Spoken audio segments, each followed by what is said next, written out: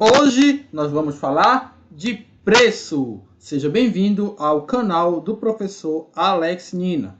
O preço é um dos 4 P's do marketing tradicional. Nessa série nós vamos falar de 14 P's, além dos 4 do marketing tradicional, de outros P's que existem no marketing serviço e no marketing digital. Então a gente começa diferenciando preço de valor. Tá? Às vezes as pessoas vão no supermercado e perguntam quanto é que vale a banana, quanto está valendo ali o mamão, quanto está valendo, enfim. E as pessoas pensam que são sinônimos. Até a gente entende isso, as pessoas tratarem isso como sinônimos na vida cotidiana. Só que para o marketing, para a administração, para a ciência, são coisas diferentes. O preço é quanto custa em dinheiro a aquisição de um bem ou serviço. Então ele é objetivo, tá? No seu mercado, o quilo da banana vale R$5, por exemplo. Estou chutando. É objetivo. Já deve estar mais caro que isso, mas tudo bem. Então, o preço é algo que, independente de quem você seja, se você for uma pessoa que adora banana ou for uma pessoa que odeia banana, o preço lá no supermercado vai ser o mesmo. O valor é subjetivo, quanto que ele realmente vale por cliente. Então, eu acho que para mim, R$5 na banana estaria barato, porque eu adoro banana. É a minha fruta favorita. Mas pode ser que alguém não goste. Agora eu vou dar um exemplo para ficar ainda mais claro isso aqui. Sandy Júnior é uma dupla aí que fez muito sucesso na década de 90, quando eles eram criança ainda. E fez acho que uns 3 anos atrás, ou mais, porque isso foi antes da pandemia, eles anunciaram um retorno, uma turnê de retorno da dupla. E aí foi bastante comentado, né? Porque muita gente, eles tiveram muito fãs, ainda tem. E os preços estavam na torno de R$2.000, o ingresso, né? Na pista do show do Sandy Júnior. E aí o pessoal começou caindo de pau, né? Porque é muito caro, porque tá um valor alto, né? O pessoal falando isso. Só que os shows estavam lotados. Eles fizeram em todas as cidades, as principais cidades do Brasil, e todas lotaram. Porque tinha gente disposta a pagar R$2.000 para assistir o show do Sandy Júnior. E a gente não está aqui fazendo juízo de valor. Quando eu pergunto isso na sala, geralmente os alunos alguns falam assim, não iria nem de graça. Só que a gente tem que respeitar, porque as pessoas possuem sensações diferentes. Então, para muita gente, vale até mais de R$2.000. Pista premium de 2.500. Ou seja, é subjetivo. Para outras pessoas não vale tudo isso. Algumas pessoas entendem um valor nesse show. Outras não conseguem entender o valor. E realmente não é, porque é subjetivo. Agora o preço, independente se você é um fã, se você nunca nem ouviu falar na dupla, ele é o mesmo. Tá? Então, preço objetivo, valor subjetivo. Isso a gente tem que entender. Porque o que se busca no marketing é um relacionamento de valor. Tá? A gente tem que ter o foco muito mais no valor, na maioria das situações, do que no preço. Agora, o preço, por si só, ele é uma fonte de geração de valor. Porque se eu falar aqui para vocês, mostrar 2 garrafas de vinho, e uma eu disser que o preço é $50, e o outro eu disser que é $1.000, qual você acha que é o vinho mais gostoso? E as pessoas,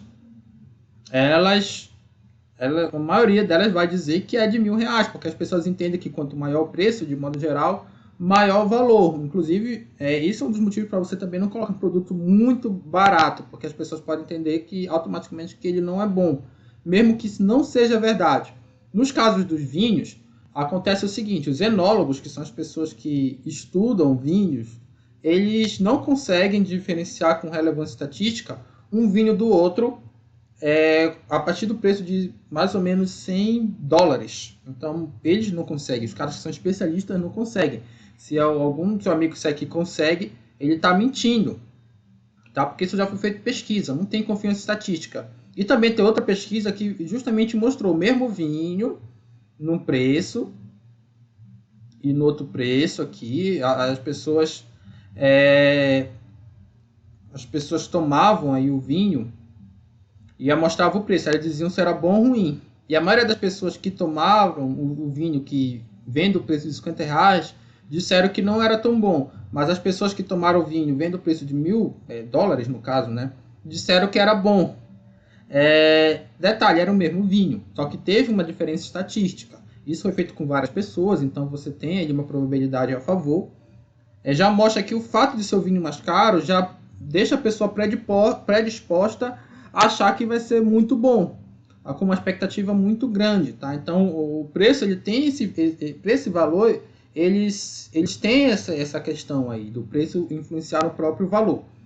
E a gente tem que entender que preço e valor sempre são categorias importantes para o cliente. Ah, professor, mas eu conheço alguém que é muito rico que não olha preço. Depende do tanto de rico que ele for, só se for o Elon Musk. Mas mesmo o Elon Musk, ele não, por exemplo, ele não vai comprar uma empresa a qualquer preço, se ele for comprar uma nova empresa. Então, é mentira que ele não olha preço, tá? Tanto é que ele não comprou o Twitter da noite pro dia, teve que negociar ali com os donos. Nem sei se ele chegou a comprar, porque parece que teve um embargo, enfim. Então, todo mundo sempre olha preço. Só que vão ter clientes que vão olhar muito mais para o valor e outros vão olhar muito mais para o preço, mas todos olham, tá? E existe uma hierarquia de importância. Então, chamados cliente P é aqueles que olham primeiro o preço e depois o valor. Se dois produtos semelhantes estiverem com o mesmo preço, ele tende a escolher o que tem mais valor, tá? Então, olha primeiro o preço. Aí ele tende a possuir também renda baixa, né? Isso aqui é um tanto quanto óbvio, né? A pessoa vai olhar preço porque quer comprar o mais barato porque não tem tantos recursos financeiros. Já o cliente V, ele tem ali, ele olha primeiro o valor e depois o preço. Geralmente tem maior renda. Se dois produtos semelhantes estiverem com o mesmo valor, ele escolhe aquele que tem menor preço. O valor, lembra que é subjetivo, né? Ele tende a possuir também renda média a alta. Vamos falar dos tipos de precificação. Precificação é você ter um produto ou serviço e atribuir um preço a ele, né? Você entende que é valor, mas você vai chegar ao que a gente chama de preço justo, que é o preço justo para você, como vendedor e também profissional do marketing, e preço justo para o cliente também, que esteja dentro do orçamento dele e que traga ali um retorno financeiro para você e gere valor para o cliente. Essa é a ideia teórica, tá? Tem duas formas de você precificar um produto ou serviço, pela oferta e pela demanda. Claro que demanda e oferta na economia clássica são duas curvas que vão se cruzar num ponto, que é o ponto de equilíbrio do mercado. A gente fala oferta e demanda porque a oferta a gente está olhando para o lado do produtor e a demanda para o lado do consumidor, basicamente isso. Tá? Então, a oferta, como ela é baseada no produtor, ela leva em consideração o custo de produção. Quanto me custou produzir esse produto? Me custou X. Eu quero ter um lucro ali de X mais 10%. Né, de 10% de X. Aí eu vou atribuir um preço com base no custo de produção. Tá? Pela demanda, é baseado na demanda do mercado. Pode ser que tenha gente querendo comprar esse produto, eu quero vender por 1,1 vezes X, que seria 10% acima de X, considerando todos os custos de imposto, enfim. Pode ser que tenha gente querendo comprar por 2X, porque ele enxerga o valor dessa forma. Então, eu não vou olhar por quanto me custou produzir, sim por quantas pessoas estão dispostas a pagar. A demanda de pagar, de mercado, tá? E então vocês já perceberam aqui que tem uma diferença. O S pela oferta, baseado nos custos, é a estratégia de negócio de preço, com foco em preço. E a estratégia de negócio baseada na demanda é com base em valor. Então, essa aqui tende a ser, digamos assim, a melhor. Tá? Só que nem sempre. Aqui é adotada a estratégia de preço quando é uma empresa grande que trabalha com economia de escala. Exemplo histórico. Ford, no início do século XX. Ele conseguia produzir de muito em larga escala, isso eu já falei. Por isso que ele conseguia colocar os preços dos automóveis acessíveis para as pessoas. E geralmente também os grandes produtores aí, atacadistas, até supermercados, trabalham também com essa lógica de preço. Tá? Essas grandes lojas aí, varejistas também. E aí elas têm que ter margens baixas. O que significa na contabilidade? Que o percentual de lucro por receita gerada, pode ser esse indicador, né, na margem bruta, é baixo. Tá? Ele lucra pouco, um percentual pouco em cada produto vendido também. Só que, como ele vende de muito, ele consegue ter um lucro satisfatório. A gente pode falar dessa forma. Tá? Então ele ganha na quantidade, não na quantidade de produtos que ele vende, não no lucro de cada produto. Aqui no canal, a gente tem um vídeo aqui que é o Vilarejo com Escassez de Água, que é baseado numa parte lá do livro do Robert Kiyosaki, Pai Rico, Pai Pobre, e mostra que o empreendedor lá naquela situação, ele montou um aqueduto de água e ele conseguiu produzir em larga escala água limpa e boa, e ele vendia 1 centavo, ele tinha 1 centavo de lucro em cada copo d'água que ele vendia, mas como ele vendia de muito, ele conseguiu ter aí bastante lucro, tá? Então ele conseguiu uma economia de escala. Agora, a diferenciação é a estratégia por quem busca valor. E assim, essas estratégias não são mutuamente excludentes. Tem até um livro chamado A Estratégia do Oceano Azul, que diz que o ideal do empreendedor é buscar conciliar esses dois. No caso do exemplo lá do livro do Robert Kiyosaki, faz sentido, porque o concorrente dele não tinha uma água que não produzia água em escala menor e de pior qualidade também. Porque naquela situação, o exemplo foi de que o concorrente dele não fez um bom plano de negócios. Então mas via regra é mais difícil você conciliar essas duas coisas, tá? Por isso que, por mais que isso seja um ideal lá proposto no livro, geralmente o pequeno ele não vai conseguir competir por preço com o grande. Isso eu falo nas minhas aulas, quando tem muita gente que já tem um empreendimento, um pequeno negócio, eu falo, não compete por preço, porque o grande vai ganhar de ti se você entrar numa guerra de preço com ele. Tenta competir com valor, com diferenciação, em atrair valor para o seu cliente. E o valor ele é subjetivo, já falei isso. Então, ele vai muito pela lógica do emocional e não do racional. O preço é bem racional. Isso aqui vale menos que isso, eu vou comprar isso aqui. O valor, não. O valor ele é emocional. Tá? Então, a diferenciação... E, na verdade, os principais processos decisórios dos clientes na compra é emocional. Mas não dá para negar que existe um pouco de racionalidade, sim. E as margens financeiras, elas têm que ser altas, porque não vende em grande escala. Portanto, para ser viável o negócio, vai ter que ter um percentual de lucro maior. Os produtos tendem a ser também mais caros justamente para manter essas margens altas. Só explicando aqui o que é essa economia de escala, para a gente entender por que o pequeno não pode competir por preço. Aqui o exemplo, aliás, a verdade, a economia de escala nada mais é do que a pulverização dos custos fixos. Ficou bem assim, rebuscado, né? Pulverização dos custos fixos. Mas vamos entender o que é isso com um exemplo. 3 empresas, A, B e C, com um custo fixo de R$1.000. Custo fixo é todo aquele custo que ele independe do processo produtivo. Por exemplo, são 3 empresas de roupa aqui, no nosso exemplo. E elas têm um local que elas vendem roupa e elas estão pagando aluguel. E o aluguel é de R$1.000 por mês. Independente da quantidade de roupas vendidas, esse custo vai continuar o mesmo. O salário dos funcionários, no curto prazo, ele é um custo fixo. Não interessa se você vender muito ou pouco, você vai continuar com aquele salário. Só que a longo prazo, se a empresa se expandir, você vai precisar de mais funcionários. Então o custo vai ficar variável. Mas a gente pensa mais no curto prazo, porque essa ideia aqui está mais relacionada com a geração de caixa aí de curto prazo.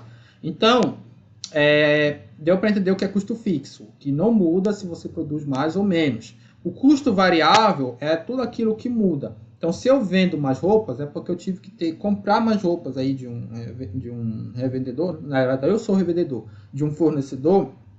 Então, eu também tive um custo maior. Claro, ele me vendeu num custo mais baixo, num preço mais baixo do que eu vendi para o cliente, para eu ter meu lucro. Então, mas eu pago por peça adquirida. Pode ser uma indústria, por exemplo, né? Os insumos dela. Quanto mais você disponibiliza produto para o mercado, mais insumo você precisa ter. Então, os custos são variáveis, eles variam conforme o total de unidade produzida. E aqui, para o nosso exemplo, o custo variável é de R$1 por unidade de peça produzida, tá? Peça de roupa. Então, a empresa A, ela produz aqui no caso, né? ou adquiriu de um fornecedor, enfim, 1.000 roupas, a B 2.000 roupas e a C 4.000 roupas. O custo total é a soma do custo fixo pelo custo variável. Então, 2.000 para A, 3.000 para B e 5.000 para C. E aqui, o custo por peça, a gente pega o custo total e divide por unidade. Então, 2.000 dividido por 1.000, R$2. 3.000 dividido por 2.000, R$1,50. E 5.000 dividido por 4.000, R$1,25. Percebe que quanto mais você aumenta a quantidade de peças produzidas, mais o custo por peça diminui. E essa empresa que está com menor custo por peça, ela está com uma vantagem competitiva. Se todas as roupas forem iguais, né, exatamente a mesma roupa, aí as pessoas vão comprar muito mais da C.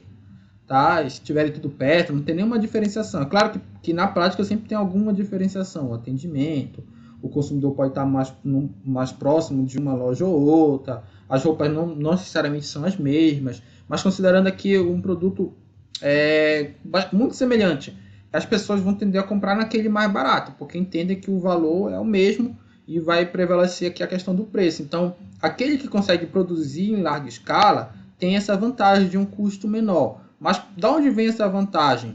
Quando você faz essa divisão, se não tivesse o custo fixo, o valor seria sempre 1. Então, o que de fato está fazendo esse aqui ser maior do que esse é que proporcionalmente esse custo fixo em relação ao custo variável é maior para a empresa A do que para a empresa C. Então, a economia de escala ela faz a pulverização dos custos fixos por unidade de peças vendidas. Esses custos fixos ficam menores por unidade de peça vendida quanto mais você aumenta a produção da sua empresa. Tá? Então, mas quem consegue isso são as empresas grandes. As pequenas não vão conseguir produzir em larga escala, portanto não vão conseguir competir por preço. Ela tem que ter alguma diferenciação com relação aí às outras empresas, né, para poder competir por valor. Olha só, pequeno nunca deve entrar numa guerra de preço. Isso aqui aconteceu na sala de aula, né? Uma vez uma aluna falou que ela montou ali um depósito de bebidas e ela começou a vender porque não tinha nenhum depósito lá no bairro dela. E aí os vizinhos começaram a fazer também os seus depósitos de bebida, vendo que ela estava tendo resultado. E aí ela teve que começar a diminuir o preço da cerveja, porque ela estava perdendo o cliente. Até depois um vizinho desistiu, ficou só outro. Aí eu falei, olha, mesmo que tu ganhe do teu vizinho lá no mercado local, e se você começar a se destacar e chamar a atenção de um grande, vai vir alguém muito grande para competir contigo. E aí não vai ter como você ganhar. Porque esse cara vai ter uma maior economia de escala. E aí vai ficar complicado de você ganhar. Por isso que você... o que é que você tinha que fazer? A cerveja, no caso, você tinha que conquistar ali a amizade dos clientes, para ter clientes fiéis. E que ali comprasse de você, mesmo você vendendo mais caro que a concorrência. Aí já é uma questão de relacionamento. Ou seu produto teria que ser diferenciado, que não é o caso da cerveja, com as marcas tradicionais. A não ser que fosse uma cerveja artesanal, mas já seria outra história.